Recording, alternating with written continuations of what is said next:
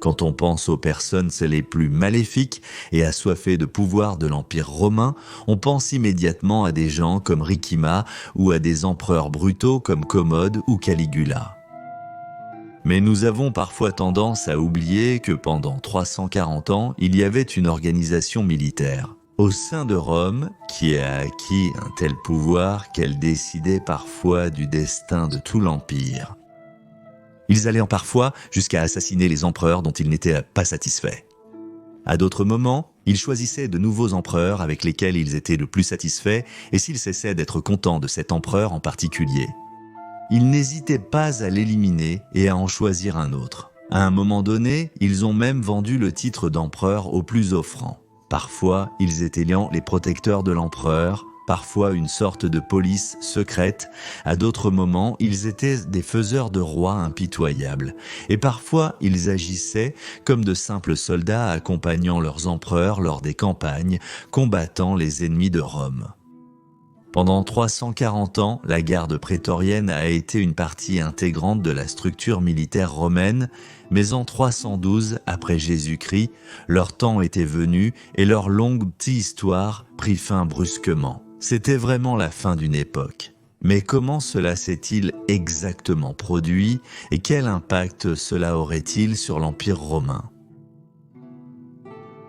Quand j'ai dit que les prétoriens avaient une histoire de 340 ans, je n'étais en fait pas tout à fait exact, car on peut en réalité remonter leur origine à l'époque de la République. Le premier témoignage historique des prétoriens en tant qu'unité de garde du corps date de 275 avant Jésus-Christ, lorsqu'ils servaient de garde du corps pour la famille Scipion. Donc en réalité, nous parlons d'une histoire de 600 ans. Ils continuent de protéger les membres de haut rang de la République romaine jusqu'à l'époque de César, Octavien et Marcus Antonius. Ils avaient tous leurs propres unités prétoriennes. Octavien, résidant à Rome, a créé la première garnison permanente des prétoriens dans la ville même de Rome, donc à l'intérieur des limites légales de la ville de Rome dans ce qu'on appelle le Pomerium. Après la victoire sur son rival Marcus Antonius, il a conservé les prétoriens comme garde du corps impérial et c'est ainsi qu'est née la garde prétorienne impériale telle que nous la connaissons. 9 cohortes, soit environ 4500 hommes, constituaient sa taille initiale et les prétoriens, dont l'équipement était très similaire à celui des légionnaires, n'étaient pas seulement composés d'infanterie, mais ils avaient aussi une branche de cavalerie. Les equites singulares Augusti, parfois aussi appelés equites singulares imperator, être un prétorien offrait d'ailleurs des avantages intéressants. Tout d'abord, la durée du service était plus courte pour les prétoriens que pour les légionnaires. Après l'an 5 avant Jésus-Christ, la durée du service était de 16 ans au lieu de 20 pour les légions régulières. Leur solde était également plus élevé. Sous Néron, le salaire d'un prétorien était en fait 3,5 fois supérieur à celui d'un légionnaire. Bien sûr, cette solde était augmentée par des dons appelés donativum qui étaient normalement accordés par chaque nouvel empereur. Maintenant, on pourrait supposer qu'il faudrait un certain temps avant que les prétoriens ne commencent à faire de mauvaises choses et à comploter des intrigues, mais non. Cela s'est produit étonnamment tôt, dès le règne de l'empereur Tibère. Sous l'empereur Tibère, un homme nommé Séjan était monté en puissance et est devenu préfet du prétoire, le membre le plus haut placé des prétoriens et donc leur chef. C'est lui qui fit construire le Castra Praetoria en 23 après Jésus-Christ, la caserne permanente et le terrain d'entraînement des prétoriens où les prétoriens allaient être stationnés pour les 3 siècles suivants. Le Castra Praetoria était immense, mesurant 440 mètres sur 380 mètres, ce qui représente une superficie au sol supérieure à celle de tout autre complexe de bâtiments à Rome.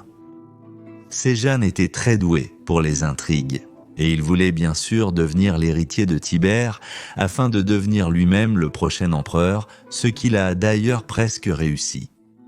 Cependant, son complot fut découvert et il fut ensuite exécuté.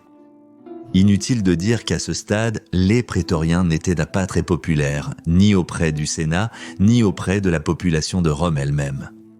Mais l'exemple de Séjanus les rendit encore plus impopulaires.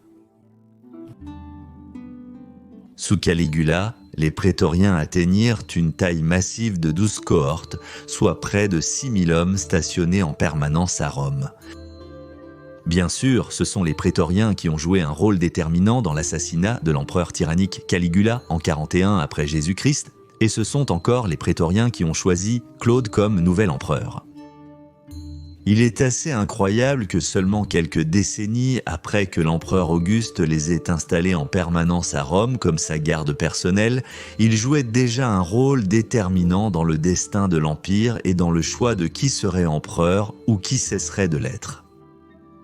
Les prétoriens ont bien sûr également été impliqués dans les batailles de l'année des 4 empereurs après le règne de Néron, où ils ont de nouveau joué un rôle clé dans l'accession de l'empereur Vespasien.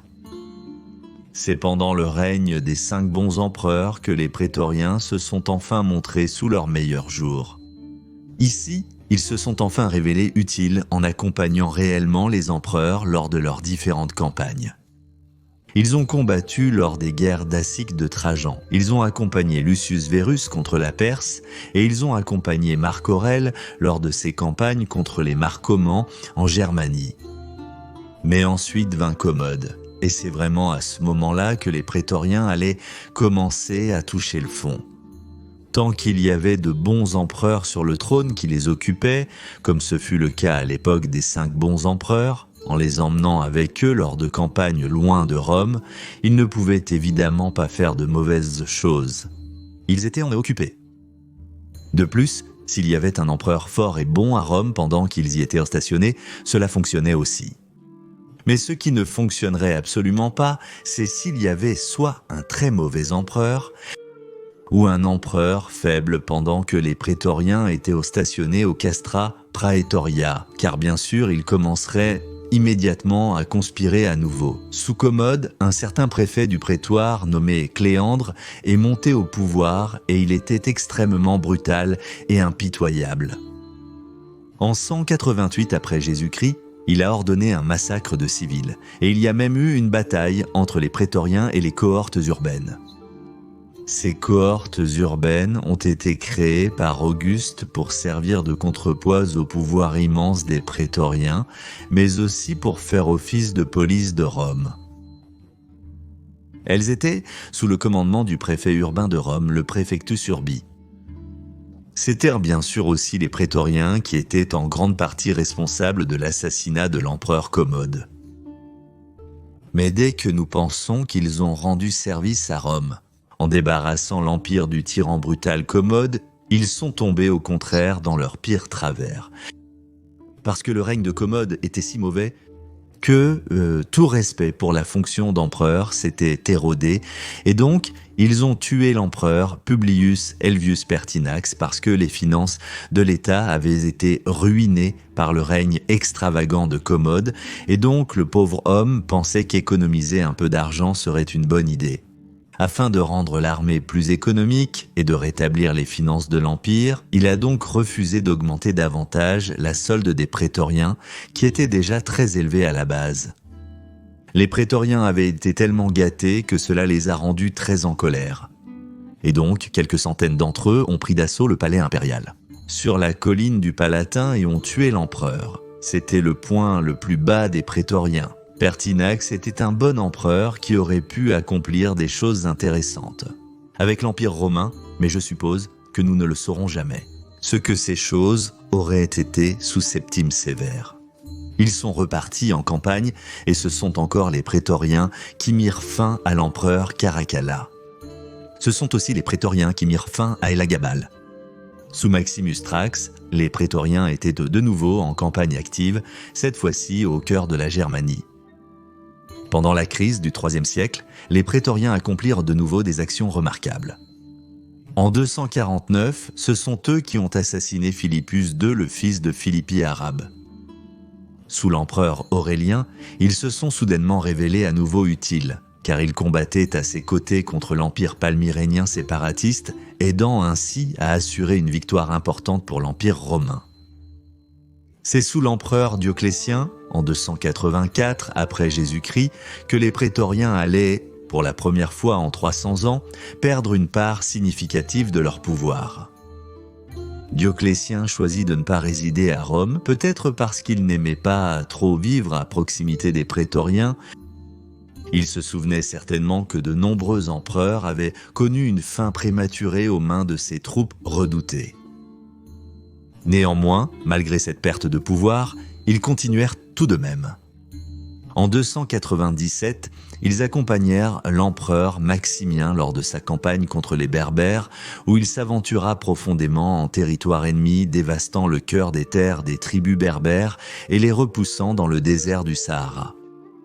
Il y eut une entrée triomphale en 298 à Carthage pour commémorer cette victoire à laquelle les prétoriens participèrent également.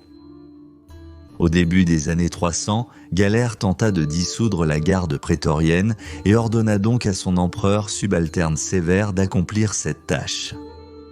C'est maintenant un autre acte remarquable des prétoriens qui allait marquer l'histoire. Afin d'éviter leur dissolution sur ordre de Galère, ils se tournèrent vers Maxence et le proclamèrent nouvel empereur le 28 octobre 306 après Jésus-Christ. C'est alors, durant ces années, qu'une fois de plus comme autrefois, les prétoriens étaient entièrement stationnés au Castra Praetoria. On peut supposer un total d'environ 5000 hommes, soit à peu près la taille d'une légion entière. C'est durant ces années, de 306 à 312 après Jésus-Christ, qu'il semblait que Rome allait retrouver son passé d'autrefois. C'était presque comme si le temps avait été remonté jusqu'à l'époque d'Auguste lui-même. Une légion entière de prétoriens était stationnée au Castra Praetoria et il y avait une activité de construction massive à Rome, comme on n'en avait pas vu depuis l'époque de l'empereur Trajan. Et les prétoriens étaient extrêmement loyaux envers Maxence, ce qui est assez surprenant compte tenu de leur nature instable. Cela signifie que Maxence devait être un personnage assez impressionnant pour obtenir leur loyauté totale. Mais cela n'allait pas durer. En 312, les relations entre Maxence et Constantin s'étaient détériorées et Constantin marcha sur Rome, emmenant avec lui de nombreux foederati francs aguerris au combat. Maxence affronta Constantin le jour même de son accession au trône, le 28 octobre, et ainsi s'ensuivit la légendaire bataille du pont Milvius. Ce n'était pas seulement une bataille entre l'Ancien et le Nouveau, mais vraiment une bataille pour la survie de Rome elle-même en tant que centre du monde. C'était aussi un combat pour les prétoriens, qui avaient dominé l'histoire romaine pendant 340 ans. Ils se battaient vraiment pour leur survie, et ils combattraient jusqu'à la toute fin. On dit qu'ils ont tenu leur position lors de la bataille, sans fuir, combattant pour l'honneur de Maxence, l'empereur à qui ils devaient leur survie.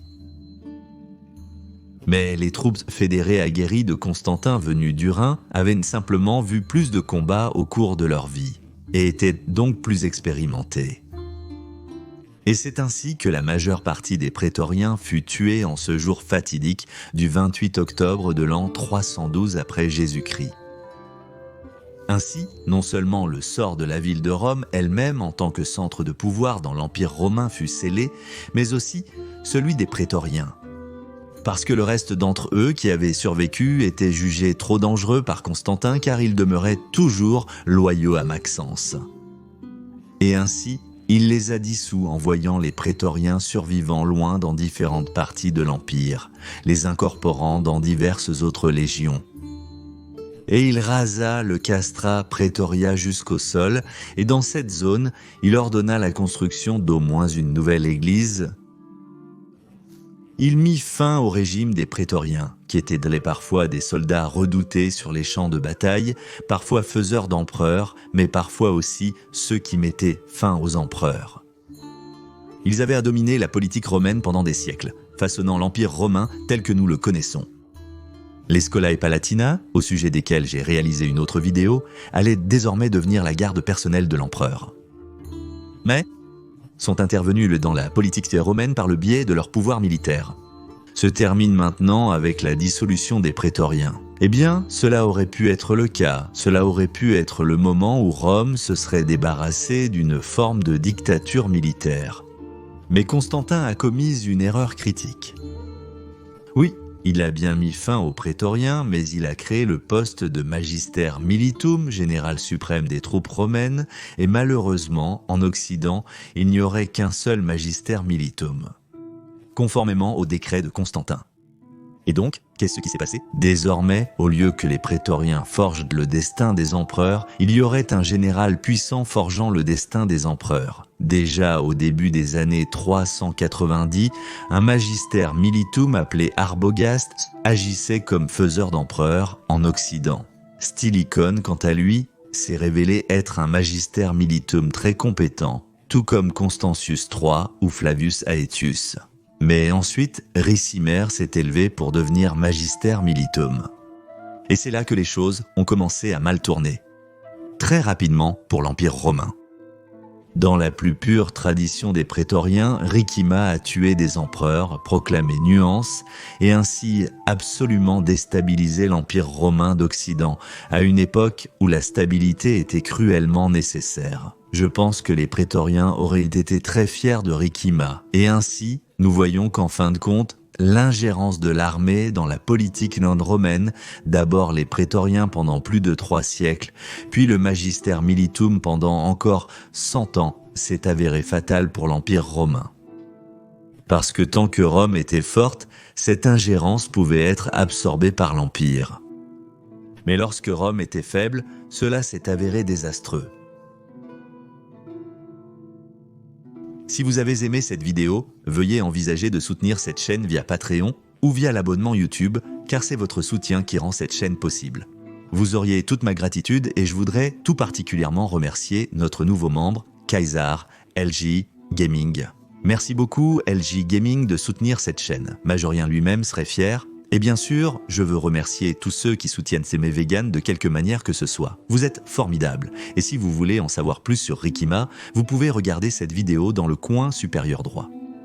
Mais si vous voulez en savoir plus sur l'empereur Maxence, le dernier espoir de Rome, un empereur très sous-estimé, vous pouvez regarder l'autre vidéo dans le coin inférieur droit. Je remercie encore une fois tous les amis de l'histoire romaine, Gratias Tibiago et Bene Valete.